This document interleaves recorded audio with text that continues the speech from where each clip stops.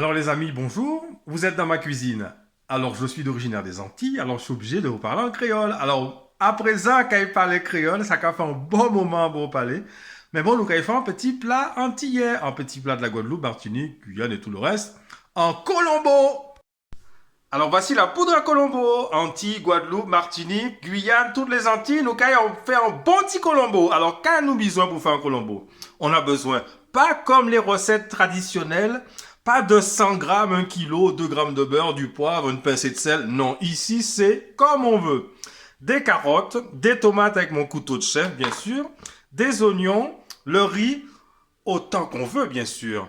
La poêle qui est en train de chauffer, le poulet, bien sûr, assaisonné, et mes courgettes bien tranchées. Alors, excusez-moi du peu, on est en hiver, c'est des courgettes congelées. Excusez-moi, mais bon, à bientôt, à tout à l'heure. Voici mon plan de travail. Alors, vous êtes comme chez vous, on fait comme à la maison, une vraie recette de grand-mère.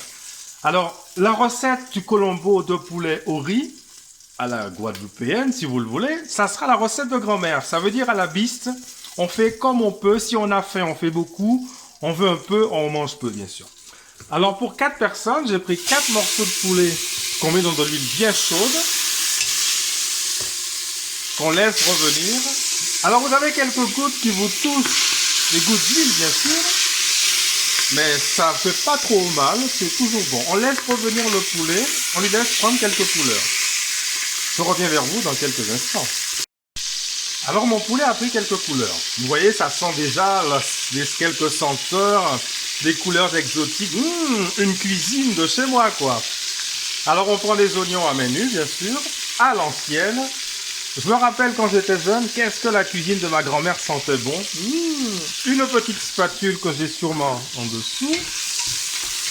On laisse revenir à prendre quelques couleurs, bien sûr. Regardez, ça sent bon. Mon poulet a continué à prendre des couleurs, les oignons aussi. Alors, à côté, je prends le riz.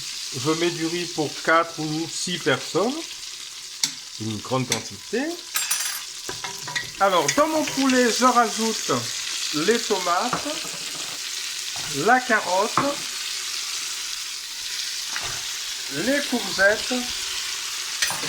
Et je me suis permis un petit luxe, 2 petits cornichons que bien sûr ma grand-mère n'a pas eu la chance de connaître parce qu'on avait très peu de moyens. Mais on avait toujours cette belle cocotte minute qui nous faisait en quelques secondes un repas de chef. Voyez ces belles couleurs. Alors j'ai oublié de vous rajouter quelques zestes de piment ou un piment en entier si on a la chaleur qui nous monte à la peau. Alors en ces temps de confinement, un repas qui vous tient au corps, qui vous rappelle les îles, rien de mieux. Et je passe un concours aux îles, la Guadeloupe, la Martinique, la Caraïbe en général, et bien sûr la France et ma famille.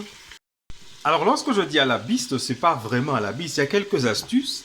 Alors l'astuce c'est de remplir une certaine quantité d'après sa faim.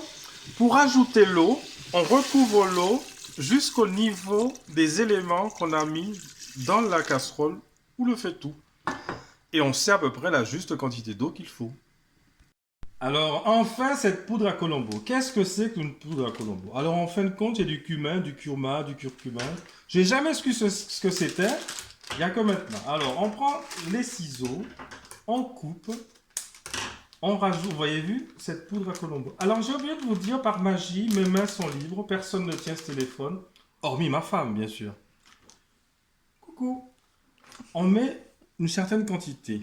Puis, je prends une louche. Je récupère un peu de jus de ma préparation, puis je mets de côté, je laisse réduire ma préparation, et après je rajoute la poudre, puis je finis ma poudre et mon colombo. A tout à l'heure.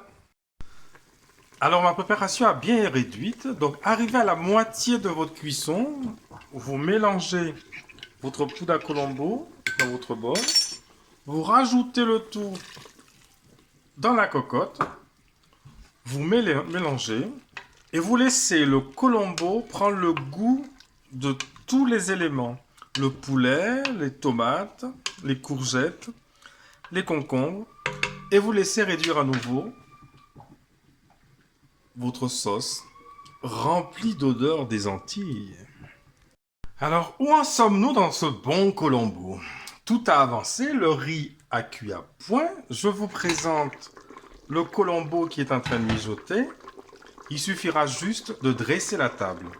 J'espère que cette préparation vous a donné envie, parce que là, j'ai qu'une envie, c'est de manger. Sentir ces épices, ces oignons, poivres, piments, tous ces fruits. À tout à l'heure. Je viens de dresser ma table. Je vous souhaite bon appétit. Alors voici la présentation de mon Colombo. J'ai qu'une seule hâte, c'est de manger et de manger vite. Alors je ne sais pas si ça sera le seul plat. Peut-être à bientôt, j'en ferai d'autres. Mais pour l'instant, je vous présente mon Colombo de poulet de Colombo avec son riz, ses tomates, ses cornichons, ses courgettes, carottes et le poulet. Et bien sûr, avec mon petit fruit de la passion, cul sec. Comme vous voyez, je suis accompagné de tout ce qu'il faut pour manger. Je vous souhaite bon appétit.